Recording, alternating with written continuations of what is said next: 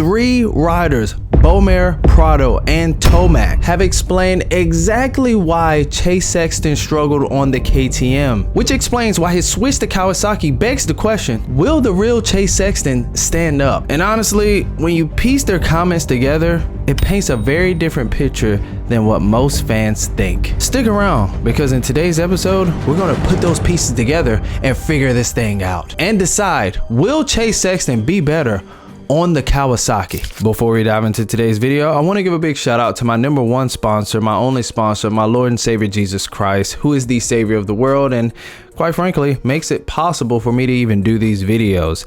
Next, we just want to highlight Soda Fuel here. Soda Fuel, they're an electrolyte company, so if you guys are into that or need some, and you do, then check out Soda Fuel. Use code Trackside for 10% off and free shipping, and check out their website. They got a ton of information about what electrolytes are and why you need them. With all that being said, let's jump right into today's video.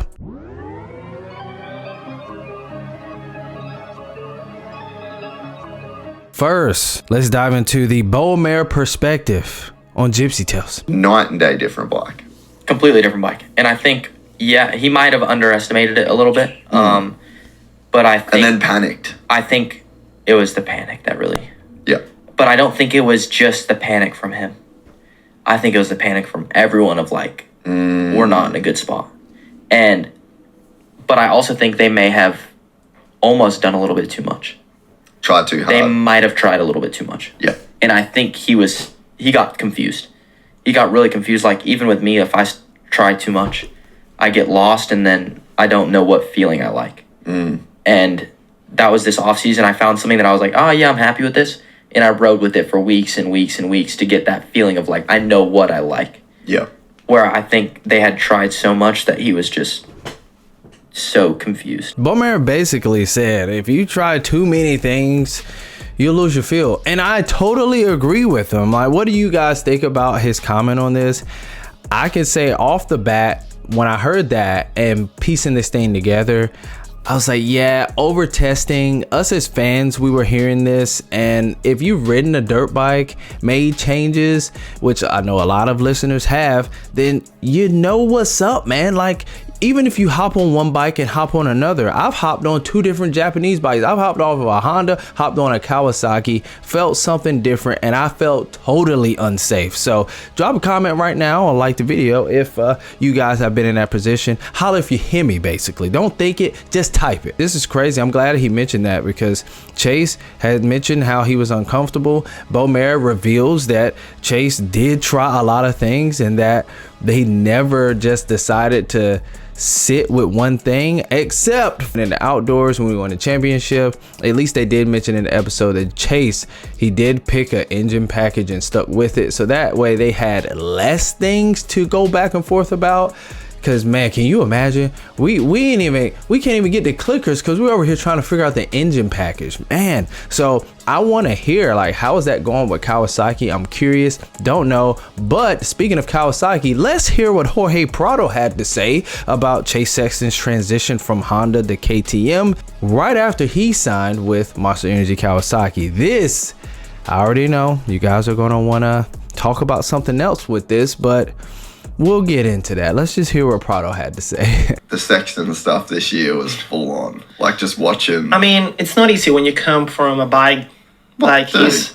So different. To KTM, especially this new model. It's different. It's different. So you need to adapt. And if you sign for this brand, you already knew what to expect. Hold up. So normally when you sign for a brand, you're like, okay, I choose that because of that. So you know what you're getting. Wait a minute. It's not that you're getting to a brand and you're like, oh, I thought this was better. No, at the level we are, he for sure tests the bike. He already knew how the bike was feeling. You know, you kind of know what to expect. So once you take a decision, you need to commit with it, you know? Yeah. Now, I know what a lot of you are thinking. He's one to talk. Yes, I get it. I understand.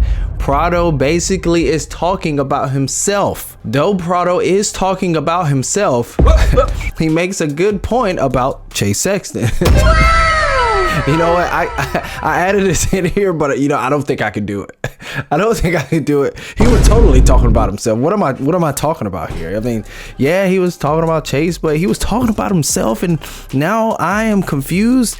I don't even know where I'm going with this. The main point is, how much of this was KTM? How much of this was Chase?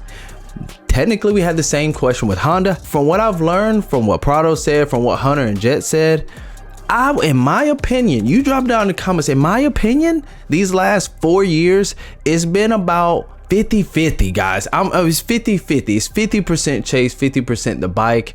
But I know one thing, he was faster, in my opinion. Raw speed he had on the Honda, on the aluminum frame. He didn't have raw speed on the KTM. So why did he not have raw speed? Eli Tomac is going to give a good reason why. So let me shut up and let's just play the video. What can you notice that's different for a steel frame versus an aluminum frame? To me, it just feels like there's an extra G on the bike. And it's a very interesting planted feel. So far, it's all been positive for me. An extra G. What do you mean by that? Like this, it feels like Earth is pulling down on the motorcycle more. Okay. You know, in the turns, dude, I have an insane amount of traction on the bike right now. Nice. It's that's a good feeling. It's a good feeling. Yeah. And do you think that's because of the flex of the steel versus aluminum, or what? I don't know. But the thing is planted. Yep. That's a nice feeling. Mm-hmm. And what about for you? You're a rear wheel driving kind of guy. I even saw like the flat corner, you were trying to get your rear end around one time, and it's like the track was smooth, a little wet to start out with. But how has it been steering with the rear on this bike? Where the wheels are and what the wheelbase is on this bike it also fits me well. Really? Yep. Could it have been because Chase had that maximum level of traction that Eli Tomac is talking about? This is huge, guys. Tomac and Sexton ride completely different. But what feels planted and comfy for Tomac may feel like glued and restrictive for Chase. So my theory is that he's going to get on this Kawasaki.